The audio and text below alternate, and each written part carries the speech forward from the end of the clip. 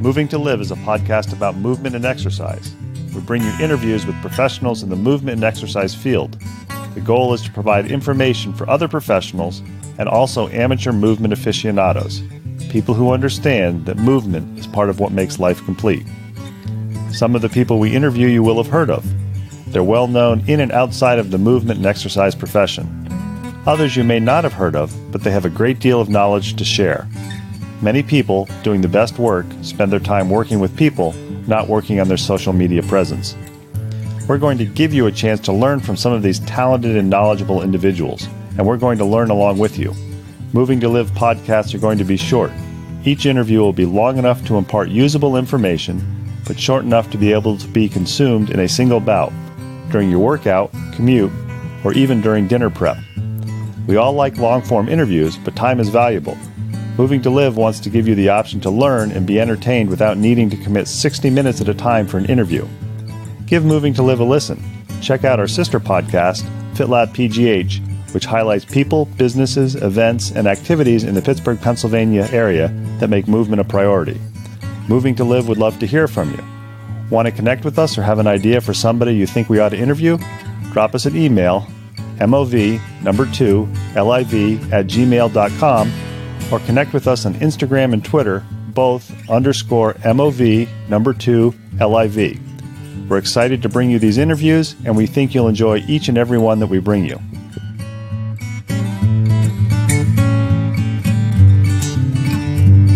Moving to Live, along with our sister podcast, FitLabPGH, firmly believe that movement should be treated as a lifestyle, not just an activity.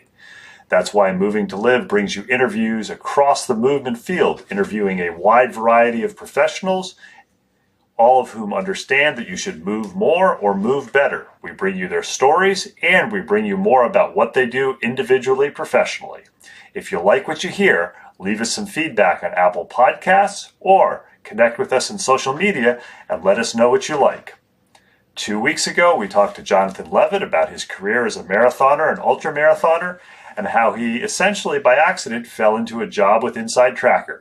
This week we sit down with John for part 2 of the interview and talk a little bit more about InsideTracker and how potentially you can use it to help in your movement practice. Welcome back to another edition of Moving to Live. Today we have part 2 with John Levitt. John works for InsideTracker. He also has a podcast for the long run, so check that out if you're a podcast listener and you're involved in endurance athletics, or you want to know what it's like to keep people motivated, especially at a high level.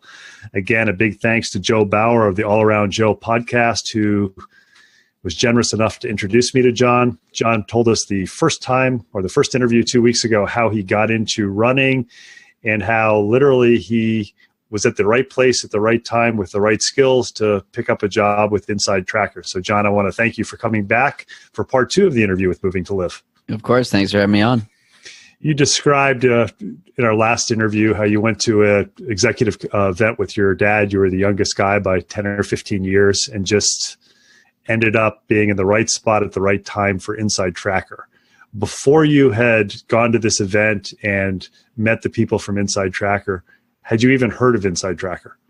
Yeah, so they were actually in our office or in the previous company's office a few months prior. So I was sort of familiar with who they were and what they were doing. At the time, it was a bunch of scientists with an idea, and they ended up hiring a CEO with a very business-focused approach.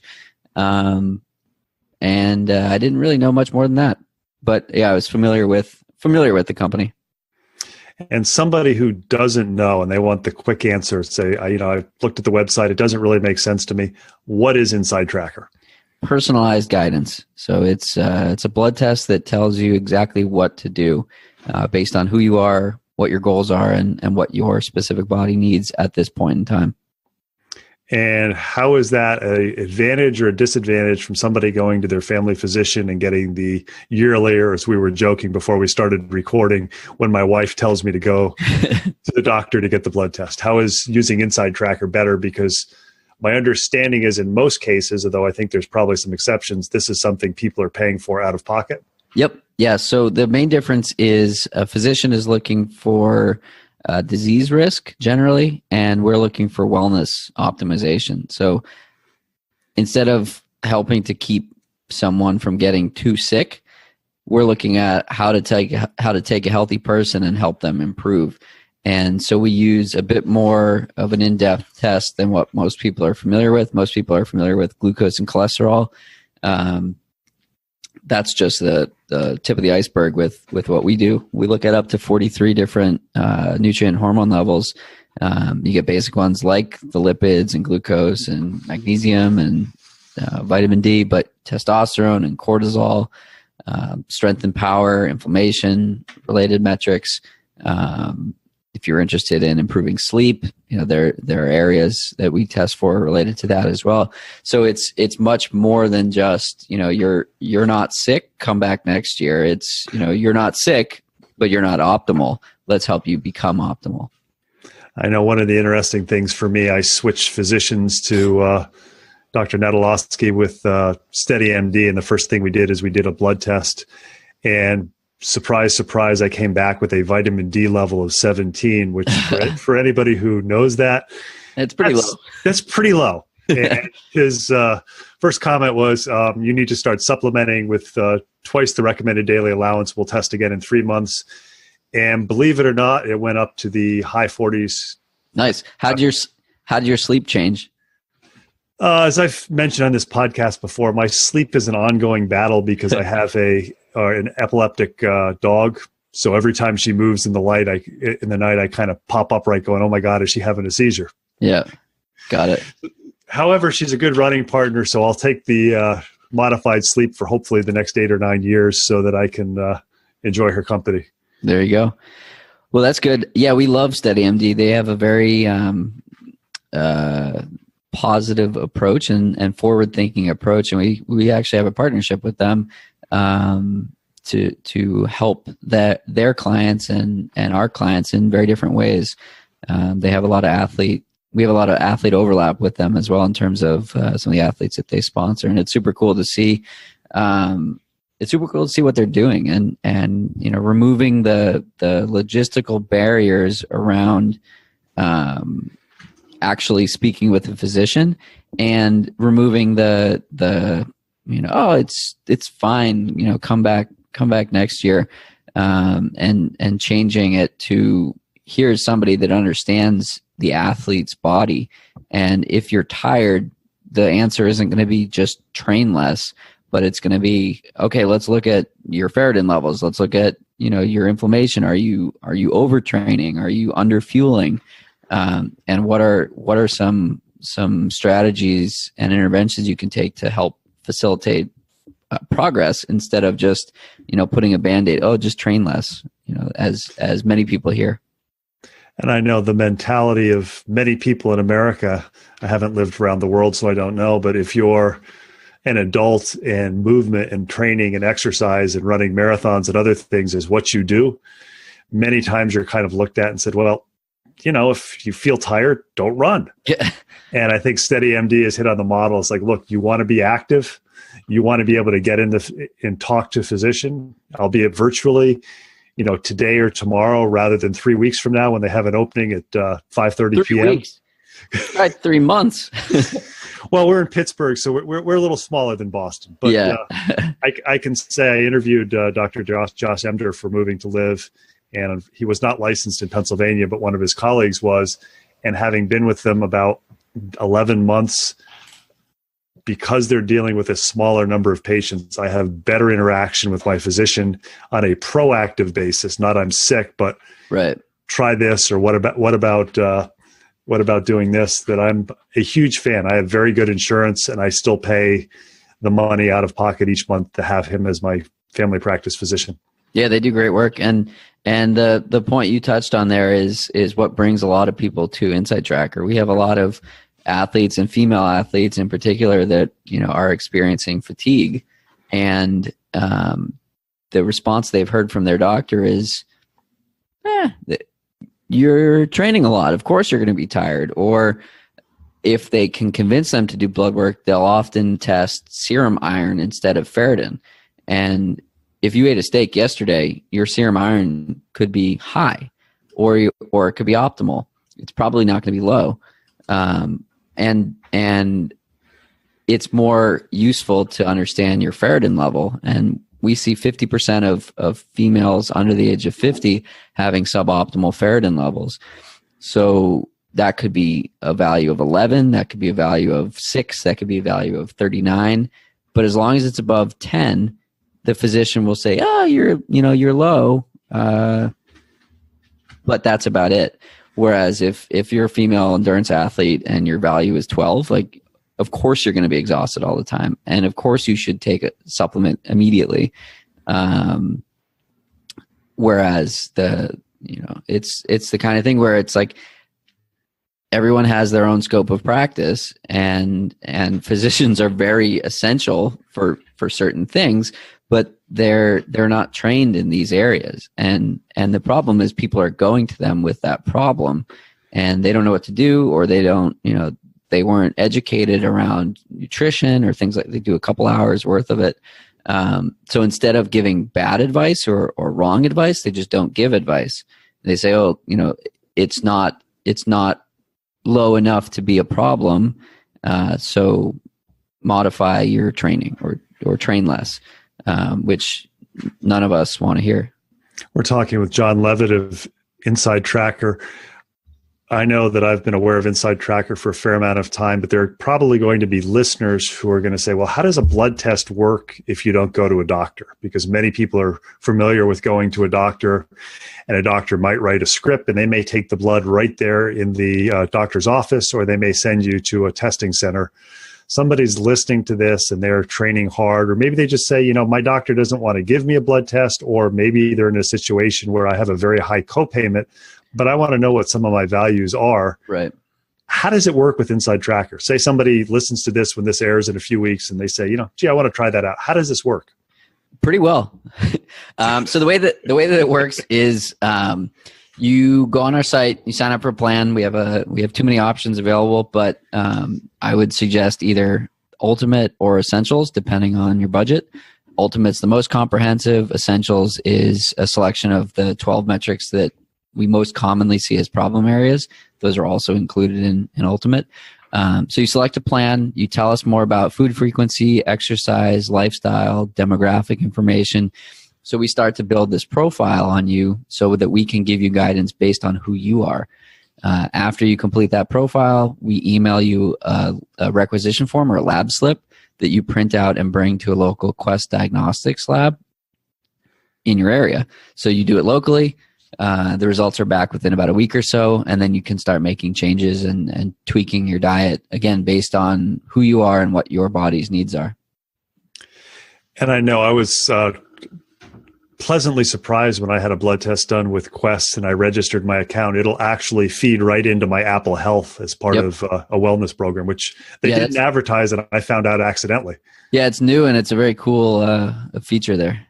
It was very interesting because once I registered for the account, it actually pulled up a blood test from 3 years ago that I had done at Quest. It's like, oh, wow, cool. Look at these. Yeah. So somebody gets this.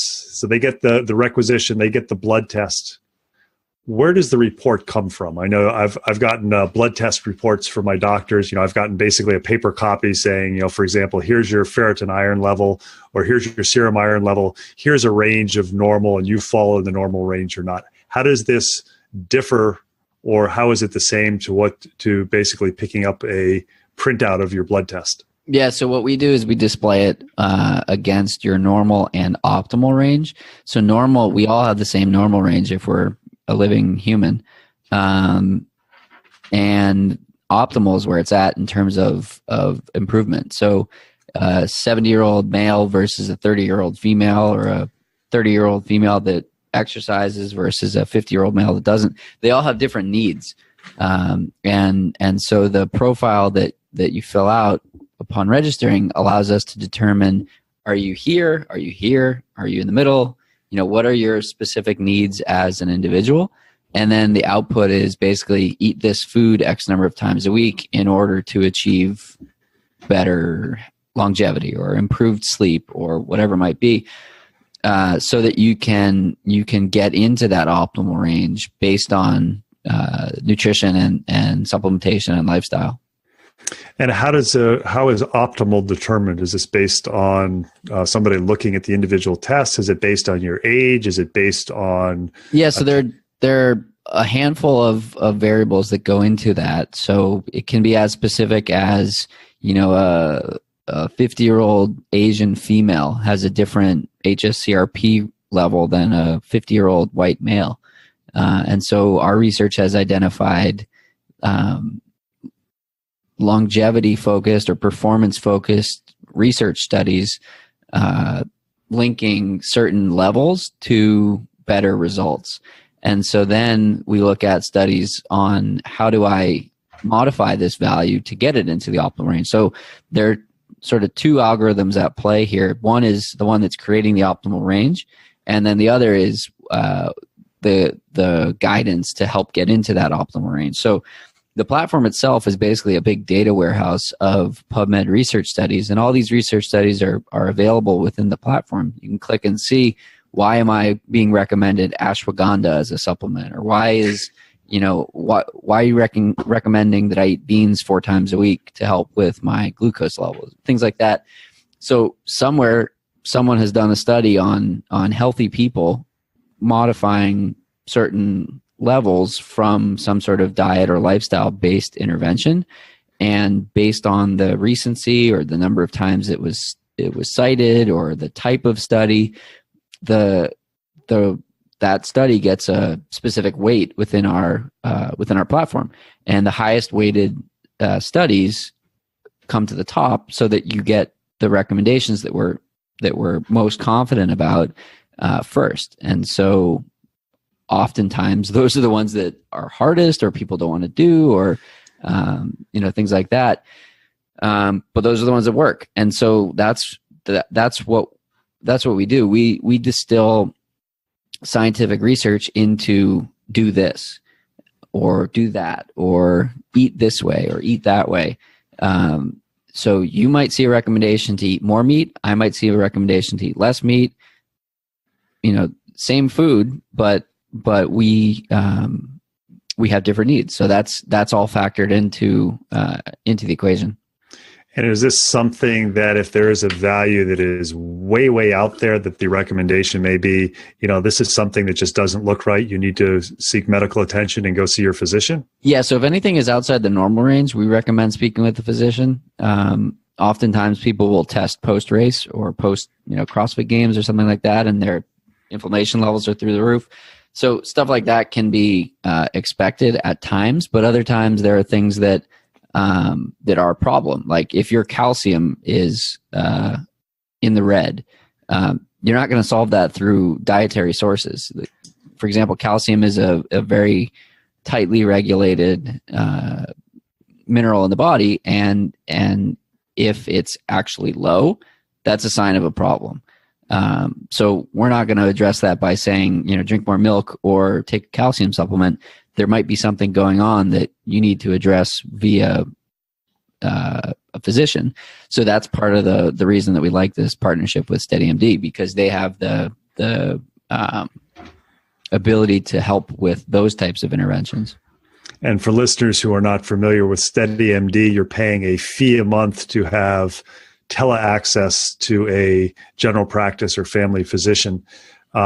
How does the partnership, if somebody is involved with SteadyMD and InsideTracker, work? And that if I'm a SteadyMD customer and I get an InsideTracker blood test, is this something that is then sent to the doctor where the doctor discusses it? Or how does that differ from just me getting online with InsideTracker and say, hey, I'm going to buy the ultimate package?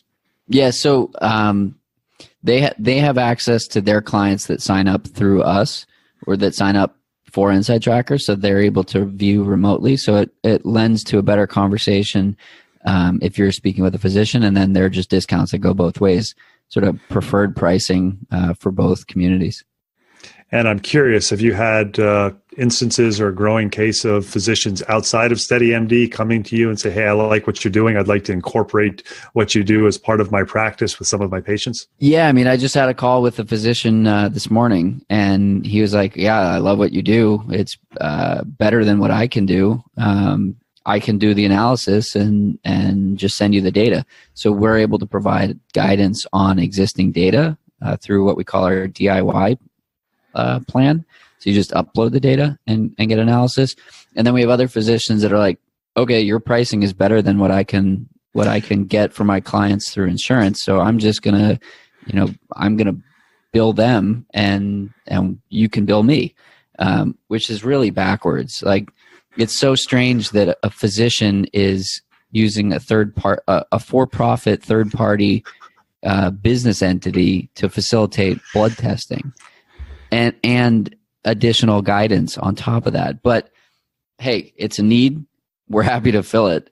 I had a call from a guy yesterday who was saying he was in a tough place with his insurance company, and his insurance company wasn't able to offer any blood testing for even close to reasonable prices. So he ended up spending a couple $1,000s with us because we get better pricing on many of these markers than anyone else can get just walking into a lab. So here's someone that is going to spend a couple $1,000s to just get access to the information, whereas insurance basically had him in handcuffs and said, we can't do this unless you pay $5,000. It's ridiculous, but our mission is to help people take control of their health and performance, and if that means facilitating the testing for physicians, sure, we'll do it. I know I get my blood tested every 4 months, and I pay out of pocket because the tests that my physician suggests, some of them the insurance company deems as non-essential, so I have to pay for them out of pocket. And to me, the first time it happened and I got the bill from the insurance company, my initial thought was, well, why is this happening? My physician suggested it. And when I talked to the insurance company, they said, well, based on your age and your overall health level, we don't deem these tests necessary. Right. And, until you're sick.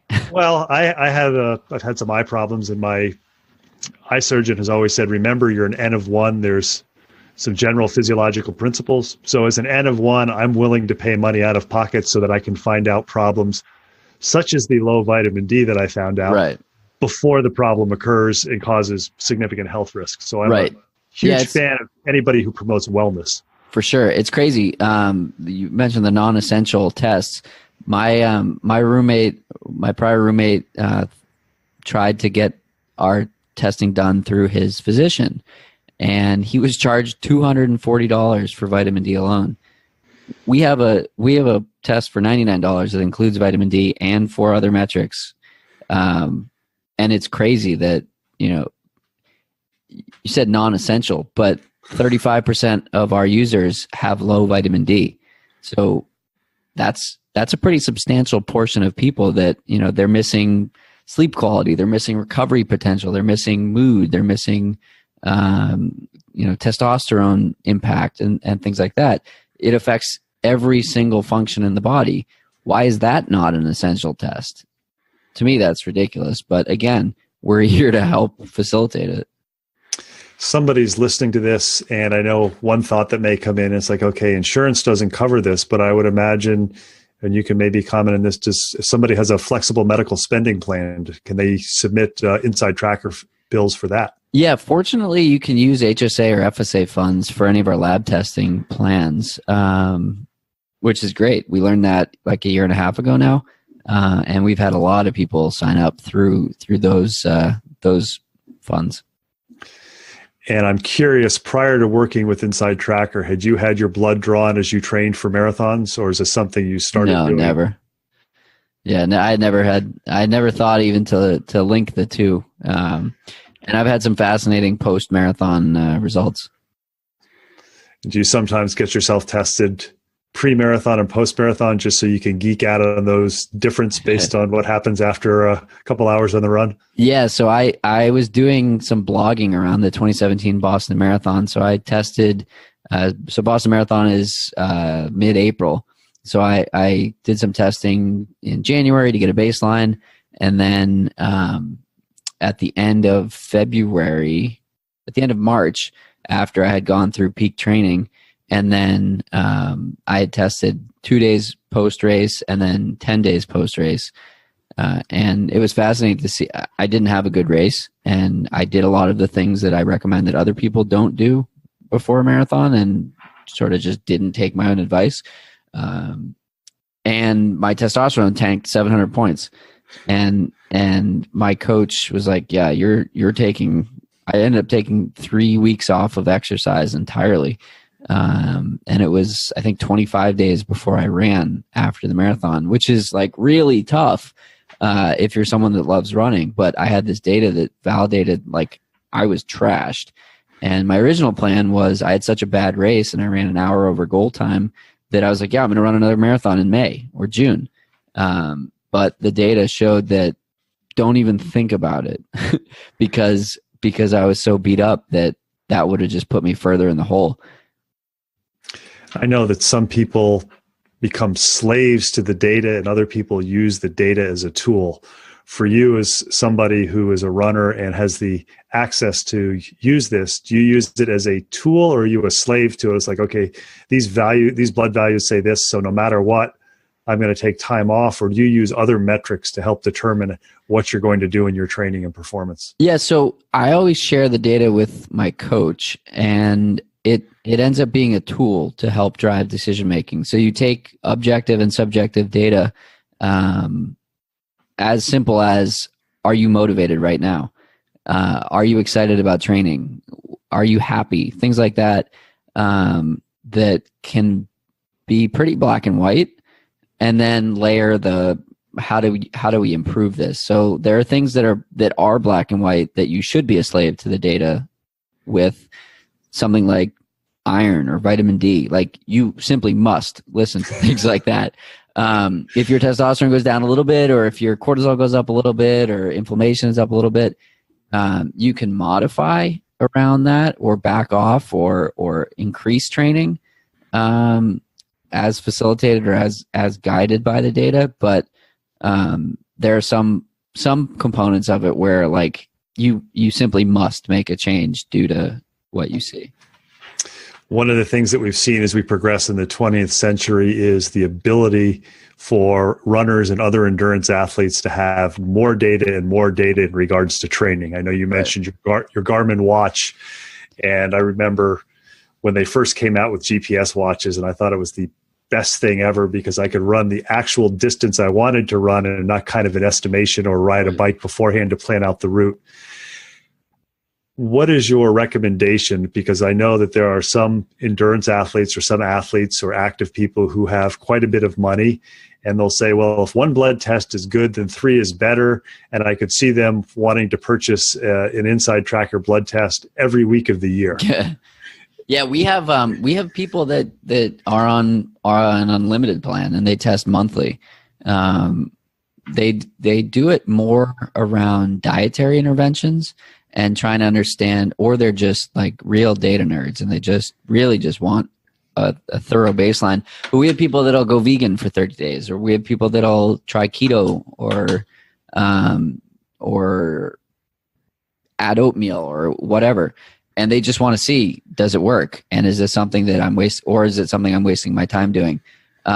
I think the gold standard is doing it quarterly. A few years ago, Mark Cuban said, if you have the funds to do it, test as much as you possibly can on a quarterly basis, so that if something deviates from what your optimal range is or your own normal range, you know, and you can catch it before it becomes a big issue. So I think he made a really great point in that comment, where if you're testing once a year, you know, you could have 364 days elapse between data points, and something could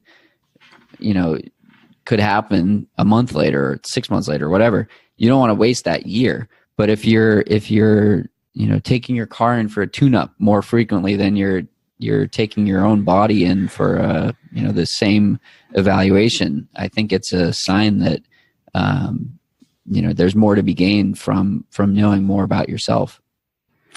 Great information from John Levitt of InsideTracker. Make sure you check out his podcast that he runs for the long run. Check out InsideTracker. We'll have extensive show notes, and I think he's given us a lot of things to think about as far as treating our ourselves like cars and that we do regular maintenance on our cars, having an idea what's going on with our body may take going beyond what health insurance pays for if your goal is wellness and you have the funds to allow it. John, I want to thank you for taking time on a busy day to talk to Moving to Live. I know you need to get going because you've got your own podcast interview to do in just a few minutes. Thank you. It was a fun one.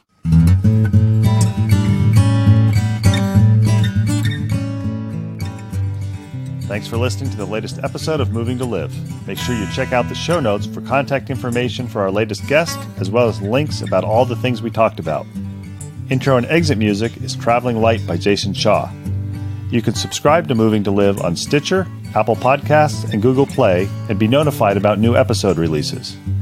Have any questions, comments, or suggestions? Drop us an email, mov2liv@gmail.com.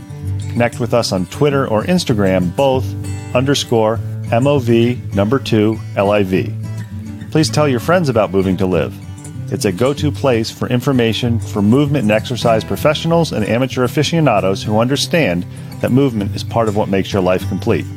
Until next week, keep on moving.